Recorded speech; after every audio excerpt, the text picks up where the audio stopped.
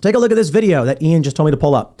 It is Yatin Chu says this video is going viral on WeChat. Fish Village, a restaurant in College Point, Queens, was ransacked by a gang of masked kids in hoodies. We've fallen so low that there's no expectation of consequences for this horrific attack on private property. And here's the video.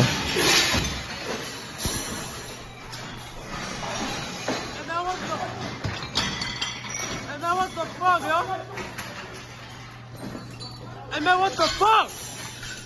It's crazy. Just a bunch of people in masks and hoodies. They didn't take anything? They didn't take anything. They just destroyed all. That's all they did. You have no property rights in New York City. Wait, did any of these guys get arrested? Of course not. Come on. No. I mean, look, I'm assuming they didn't get arrested, but why would they get arrested? It's New York. True. I guess I was still hopeful. But you got Eric Adams saying stop wearing masks indoors because of this stuff. Or he's telling businesses to make people remove their masks. Why would anybody open a business in New York? It's already going to cost you, it's going to cost, like literally, you probably need at least $1 million to open a business, I imagine. And then you're going to have people ransack it. The cops aren't going to do anything. If someone attacks you and you defend yourself, you're going to go to jail. There is nothing at all attractive about New York. There's this old trope, an old joke about someone buys a house in an area, and then they go out and they hear a gunshot one day and they panic and they look outside and there's a neighbor standing in the yard and he waves them off and they come outside and did you hear that? He goes, no, don't worry about it.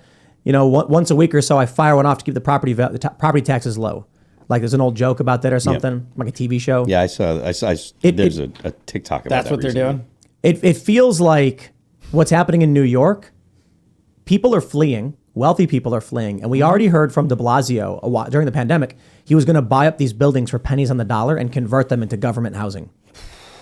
So is what's happening being allowed to happen so that the property values of New York collapses so the state can seize it all up for pennies on the dollar and then create a communist utopia. Might be elements of it. I think it's overwhelmed. I think that the law enforcement's overwhelmed. I mean, just a group of, how many are there? 18, 15 people? Like they're probably half of them are armed. I don't know, my guess. The New York City Police Department is like the 6th largest army on earth. 34,000.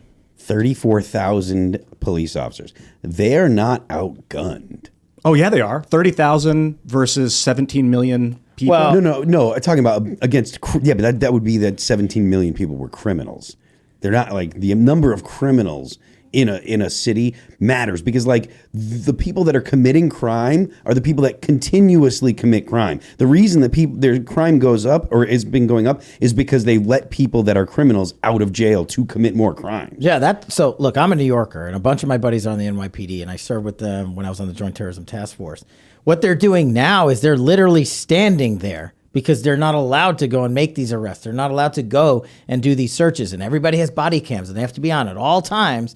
And they're not allowed to go do the basic police work, the stop and frisk.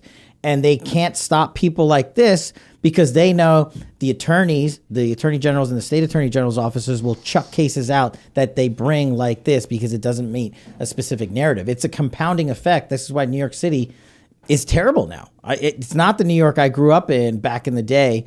And people don't want to go there anymore. And it's why people are leaving. They're moving to Florida and Texas and wherever, Idaho, wherever else they're doing, West Virginia. Yeah. I heard that's a nice place to be. Yeah, we've got some new friends who are in New York for a while. They're down in this area now. And so it's close enough to a bunch of airports. West Virginia itself is still this beautiful mountain country, but if you drive north a couple hours, you're in Pittsburgh. You drive to the east an hour or so, you're in D.C. You can go south to Richmond. So there's urban life. We can fly people in. There's opportunity out here, but people are leaving the city, and I have to wonder if it's on purpose. That's the point. We talk about how they're not allowed to arrest these people, and that's an interesting question. Why would that be the case? What does the city gain by telling police not to arrest and charge these people? It's a combination narrative. It's not a one-off. The left set out to have an opposite of a law enforcement agenda. They said no cash bail. We are going to let everybody arrested, even for severe felonies, out on the streets. We are going to let illegal immigrants charged with other crimes, and then we find out we're illegals. We're not going to detain them. We're going to release them. When you do all that, and you bring in people to the justice system and you tell your prosecutors, we're not going to charge low-level drug offenses. We're not going to charge low-level robberies. It's a compounding effect that basically says to low-level offenders, you're going to get away with this. And even if you're a medium to serious level offender, there's now a 50-50 chance no one catches you. And if they do, the charges might get dropped. So what do criminals do? Become bigger criminals. And that New York City, San Francisco, Chicago last year literally had a child under the age of 5 shot a month. One child under the age of 5 shot a month and killed. That doesn't happen in any other city unless you're in Lori Lightfoot, who just got the boot, because they said, we are not going to take on gang violence. We are not going to take on gun crimes.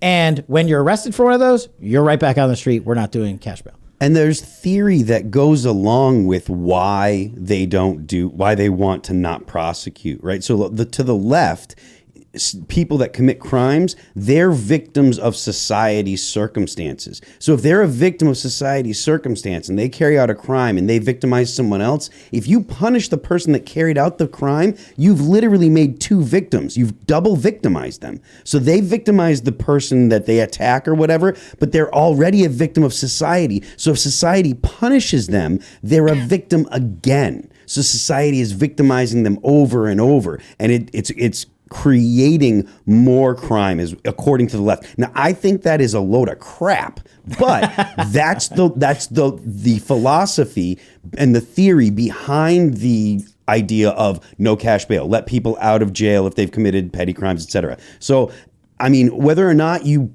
believe that theory or not, that is the working ideology and why the policies are being implemented the way they are. And the genesis was this farce that they were somehow trying to solve a racial inequity in the criminal justice system by saying, oh, this is unfair to black and brown people. So we have to do a total 180 on supporting anything law and order. You know what the hypocrisy of it all is? Do you want to know the 2 individuals who have put more black people in prison than any 2 individuals in American history? Barack Obama. No, Kamala Harris and Joe Biden. Yeah. Kamala Harris, when she was the Attorney General of California, imprisoned more black men than any Attorney General in the state of California's history. Joe Biden implemented, wrote, and drafted and passed the 98 crime bill, which imprisoned more black men for cocaine and crack possession than any crime bill in U.S. history. Was that 98 or 94? 98. 98, oh. Yeah. And then didn't Trump worked on criminal justice reform? Actual reform. Reform. That's funny, and he's the racist guy. He's a racist. Like Joe Biden's been in office also, he for 50 some odd years. Trump employed a brown guy, so he's a racist guy. Oh yeah, well, but you're I'm the token white guy. No, are you Indian? Is it? I'm Indian. Yeah. The Indian face of white supremacy. Yeah. I want to make sure I got it right. Larry Elder's the black face of white supremacy. Right. That's true. That's fair. You get to be the Indian face. I like that. I'll take it. It's. Look, anyone who pays attention knows that there's a meaningless statement, but the fact that someone falls for the narrative of Larry Elder, blackface of white supremacy, it's like, if you're going to fall for that, I don't know how we communicate with these people and affect change. You can't. Well, they're voting. What do you do?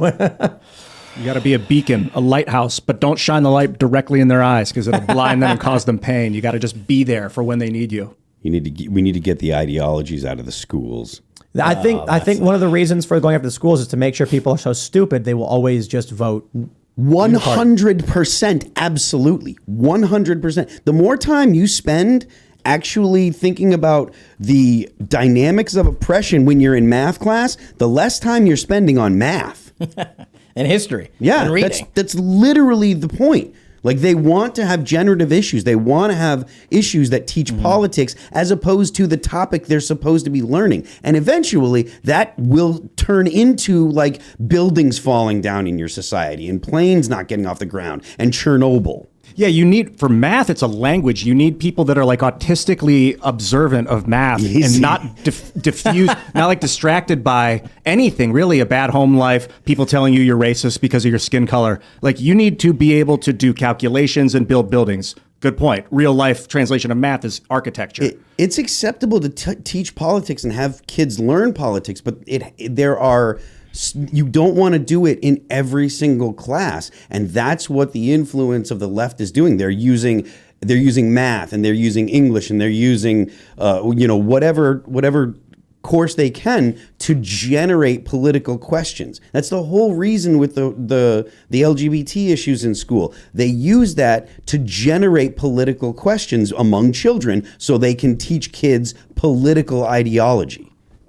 Corey DeAngelis has been school choice is popping off. I'm trying to find some tweets from him, but something big happened. Now we've got 26-8 vote in Arkansas Senate passed the governor's bill to fund students instead of systems. According to Corey DeAngelis, passed the House 78-21 goes to Governor Huckabee. That stuff is good, and it's not a bad thing. But the problem that's going on in our schools now is in the schools of education. So it's all of the teachers. So it doesn't matter if you're going with this school or that school, if you're going to the public school or you're going to the private school, if they're all getting teachers that went to the same schools. You see the problem? It's if your schools of education, your schools that teach teachers how to be teachers, if they're teaching teachers to use the methods that are critical theories, essentially, then that's going to be put into all of your schools. So whether it's your private schools, your public schools, whatever, they're all corrupted. Thanks for watching this clip from the Timcast IRL podcast. Hang out with us live Monday through Friday at 8 p.m.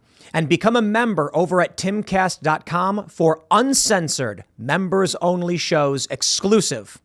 Thanks for hanging out, and we'll see you all next time.